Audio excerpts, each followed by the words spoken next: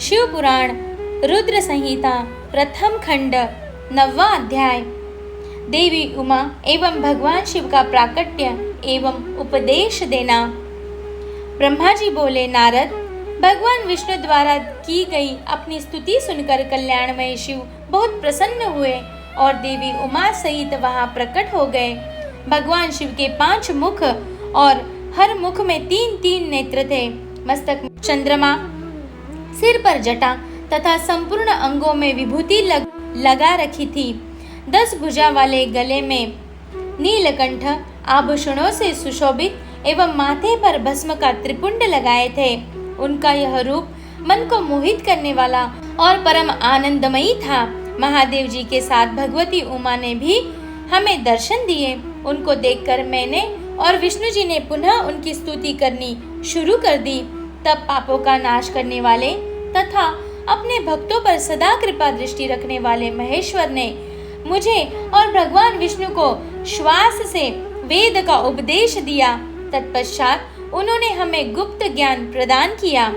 वेद का ज्ञान प्राप्त कर कृतार्थ हुए विष्णु जी और मैंने भगवान शिव और देवी के सामने अपने दोनों हाथ जोड़कर नमस्कार किया तथा प्रार्थना की।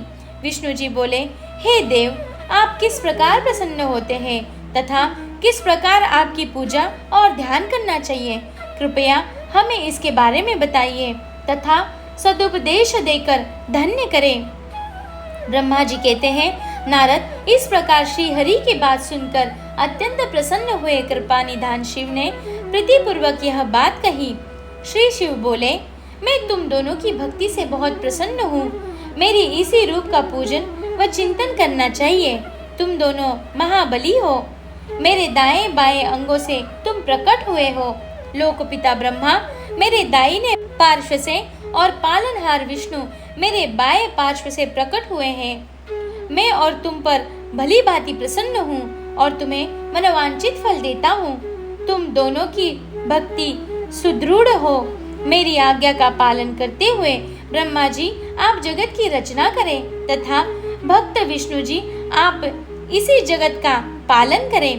भगवान विष्णु बोले, प्रभो, यदि आपके हृदय में हमारी भक्ति से प्रीति उत्पन्न हुई है और आप हम पर प्रसन्न होकर हमें वर देना चाहते हैं, तो हम यही वर मांगते हैं कि हमारे हृदय में सदैव आपकी अनन्य एवं अविचल भक्ति बनी रहे।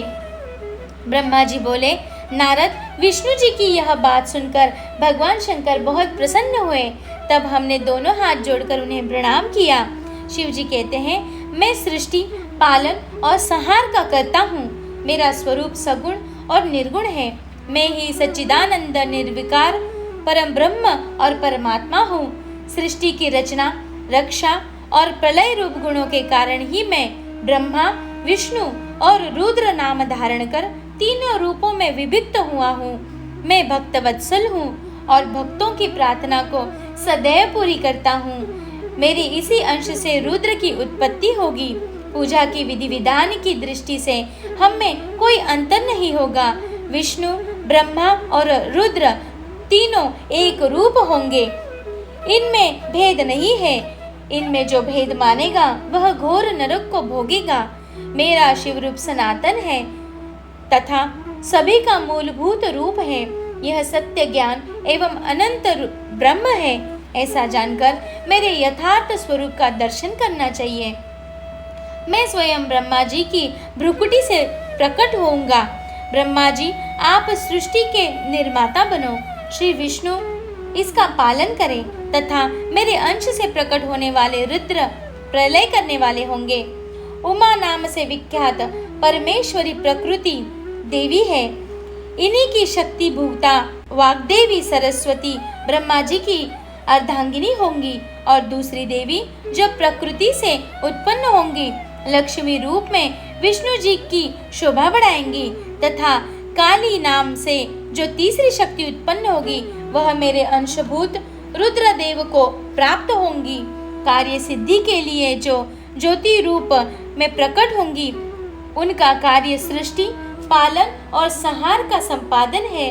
मैं ही सृष्टि, पालन और संहार करने वाले रज आदि तीनों गुणों द्वारा ब्रह्मा, विष्णु और रुद्र नाम से प्रसिद्ध हो तीनों रूपों में प्रकट होता हूँ।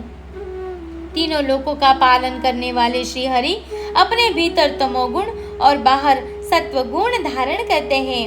त्रिलोक का संहार करने वाले रुद्रदेव भीतर सत्वगुण और बाहर तमोगुण धारण करते हैं तथा त्रिभुवन की सृष्टि करने वाले ब्रह्मा जी बाहर और भीतर से रजोगुणी है।